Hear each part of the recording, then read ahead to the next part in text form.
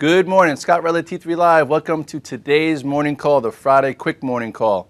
So, jobs number came out, seems very market friendly. A lot of people don't trust the numbers, but it is what it is. You don't know what's behind them. They're released, and the headline actually looks good. So, we know, how do you react or how do you maneuver after you've had such a big week? As of right now, the S&Ps are up almost 9% for the week.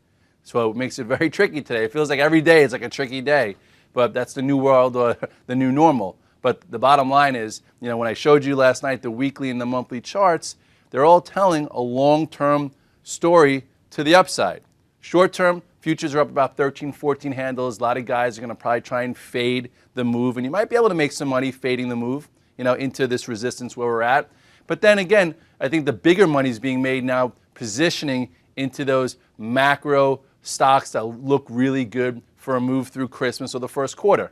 On Wednesday, I showed you, on the morning call about 10 to 14 stocks that all look good, all near 52-week highs, that are all, could be held for more than just a quick trade, and they're working out. A lot of these stocks also we talked about for the past, few quarters that are all, working out. So it just depends on your time frame. For now, I'm actually coming in flat.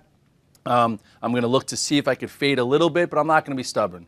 And there are guys that on that Wednesday didn't switch gears, didn't cover, and have been rolling it up, and they have some big decisions to make. So, the grass isn't greener. It all depends on which leg you stand on. So if you take a quick look at the spiders, you'll see that, on a daily chart, okay, look at this move.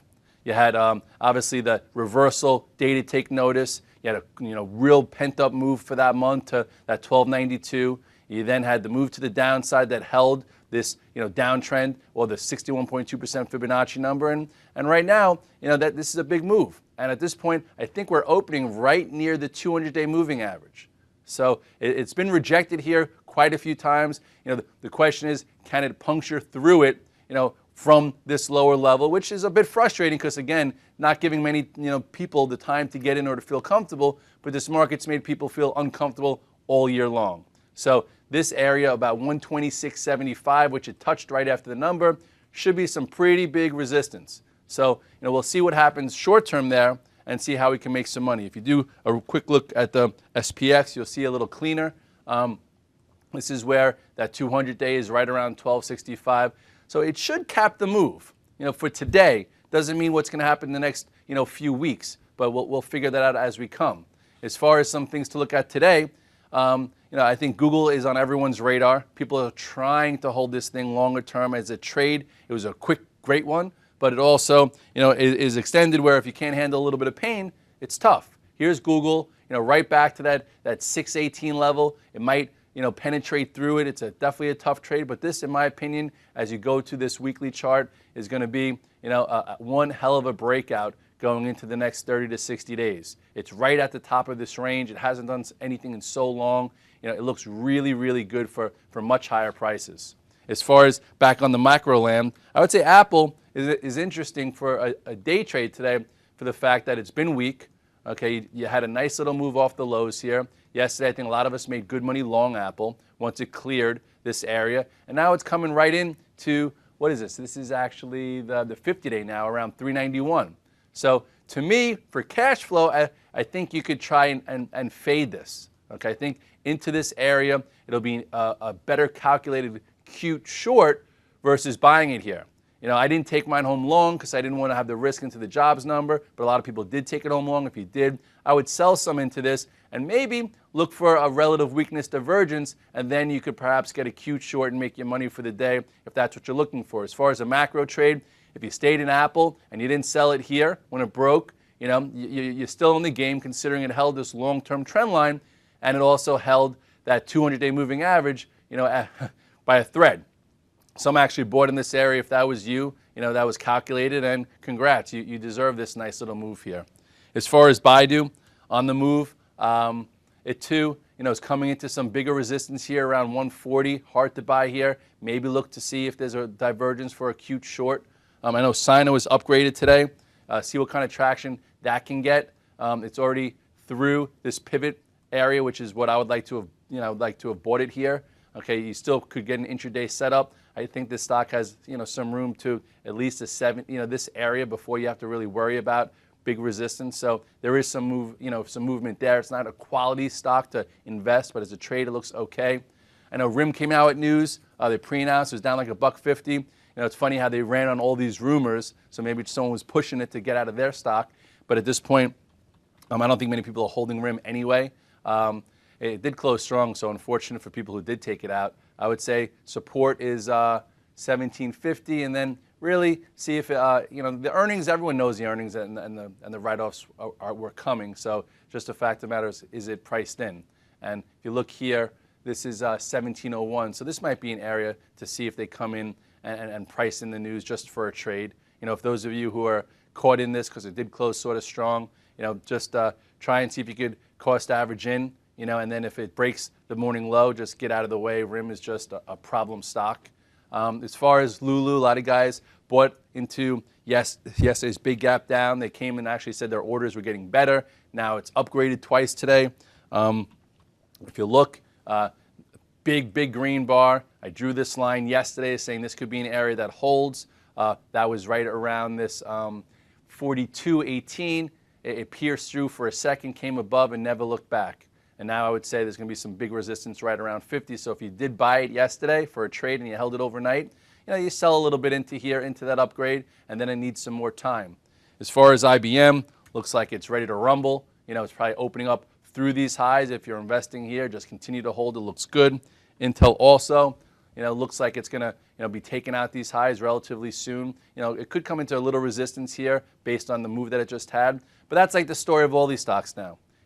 When they're on the move and shorts are trapped and people are chasing, it can be a very speedy tape where you have absolutely no pull-in. And that's what we saw from October 4th almost to the end of the month, where you never had a pullback of more than 25% on the retracement areas. So everyone was waiting, and then you're waiting, and then you get left in the dust. So at least just do something.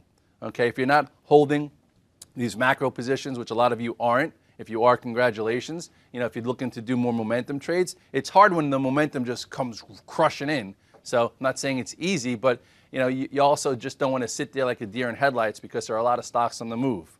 Went over a few January effect type plays. I think that this U.S. Steel might not be like a huge, just crazy mover, but I think as an investment into next year, this could be a January effect stock for those of you that want to hold something for the next few months, and it should trigger once it gets above this 28.50.